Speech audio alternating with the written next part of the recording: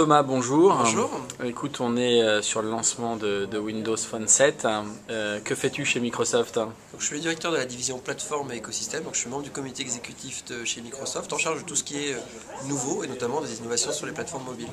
D'accord. Alors tu me parlais tout à l'heure du spectre que tu avais pour faire notamment de l'innovation, de la R&D. Tu peux nous en parler un peu parce qu'on a souvent la vision de Microsoft PC finalement et là on s'aperçoit que c'est une map beaucoup plus large au jour d'aujourd'hui. Donc la division dont j'ai la charge s'occupe de choses qui vont jusqu'à travailler sur des solutions de recherche fondamentale en pilotant un laboratoire commun qu'on a créé avec l'INRIA qui fait de la recherche en informatique fondamentale. Alors on fait pas de R&D, on le fait en partenariat et c'est pas en France qu'on fait cette R&D, sauf avec des laboratoires de recherche fondamentale.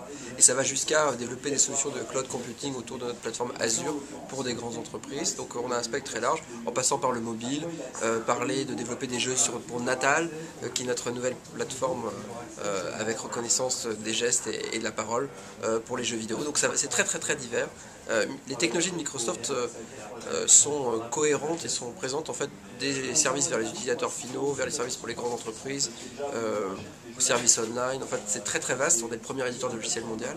On est aussi la première société au monde en termes de R&D puisqu'on dépense 9 milliards et demi de dollars par an en R&D. D'ailleurs, tu me disais tout à l'heure que la technologie, enfin en tout cas l'innovation qu'avait créé cette table Surface, se retrouvait aussi un peu dans le mobile. Sous quelle forme alors? Grosso modo, ça fait plus de 3 ans maintenant qu'on a présenté Surface et que depuis 2 ans on la commercialise, on la présente aux clients et il y a un certain nombre d'applications et de gens qui se sont apprivoisés la navigation par le geste. Ce qu'on appelle chez Microsoft, notre vision aujourd'hui c'est il y aura 3 écrans et un nuage. Donc 3 écrans, le PC, le mobile et la télévision, interactive ou pas, avec la Xbox. Le nuage, donc le fameux cloud computing, et surtout des interfaces les plus naturelles possibles. Et ce qu'on appelle l'interface naturelle, c'est des interfaces où c'est la machine qui essaie de deviner l'intention de l'utilisateur versus l'utilisateur qui essaie de s'habituer. Alors le clavier en est un exemple, il faut apprendre à communiquer avec un ordinateur, il faut apprendre à taper sur un clavier.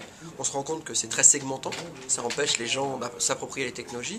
Donc rien qu'en passant au geste, à l'utilisation de ses doigts, ou la reconnaissance de la parole, ou la reconnaissance de l'image, on permet de libérer de nouveaux types d'usages. Et donc la table Surface est une sorte de laboratoire de ces choses-là. On en retrouve maintenant les applications dans les outils de développement qu'on livre avec Windows 7, où on supporte également le touch qu'on pourra développer plus tard avec du Windows 7 pour des tablettes. On en retrouve des applications également de la navigation par le doigt dans Windows Phone 7. Donc de plus en plus, il faut savoir que chez Microsoft, c'est les interfaces naturelles qui nous semblent être le meilleur moyen d'augmenter le nombre de personnes qui peuvent adapter et adopter nos technologies. Si tu avais en quelques mots pour décrire cette nouvelle plateforme, ce nouvel OS, qu'est-ce que tu dirais en fait sur cette nouvelle expérience utilisateur que Microsoft va donner aux gens d'ici quelques mois là? Donc sur Windows Phone 7, la première chose, c'est qu'on est parti d'une page blanche. On pensait qu'on doit remettre l'utilisateur au centre de l'expérience mobile. Le téléphone en tant qu'objet, les gens passent de moins en moins de temps à téléphoner pour faire de la voix, enfin, ils passent de plus en plus de temps à travailler, à développer autour de leur sphère personnelle, à tweeter, à faire du Facebook. Donc l'objet téléphone est plutôt un terminal personnel mobile. Et donc la manière dont on a designé Windows Phone 7, c'est autour de ces interfaces naturelles, donc au doigt, mais personnalisées. On peut avoir son Windows Phone 7, par rapport à d'autres interfaces qui sont beaucoup plus fermées et propriétaires. On a la capacité de se le personnaliser, tout en restant assez prescriptif parce qu'on veut toujours que l'expérience soit extrêmement simple et fluide. Donc c'est le deuxième élément, user-centric ou centré sur l'utilisateur, simple et fluide. Deuxième élément, avec des processeurs graphiques qui vont très vite, de l'accélération, une navigation horizontale qui le différencie très fortement des autres appareils. On navigue comme si on parcourait horizontalement un contenu, ce qui a très bien marché sur le Zoom en termes de retour utilisateur.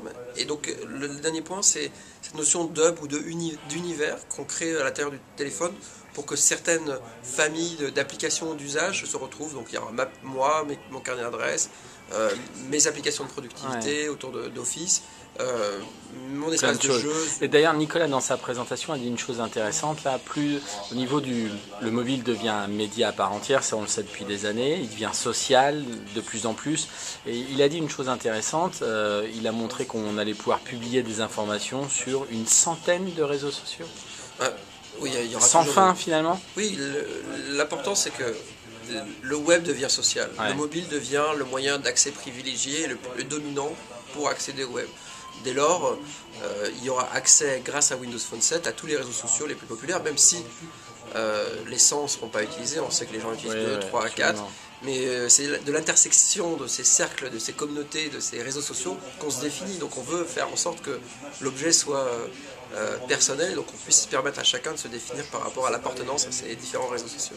Thomas, merci. Merci.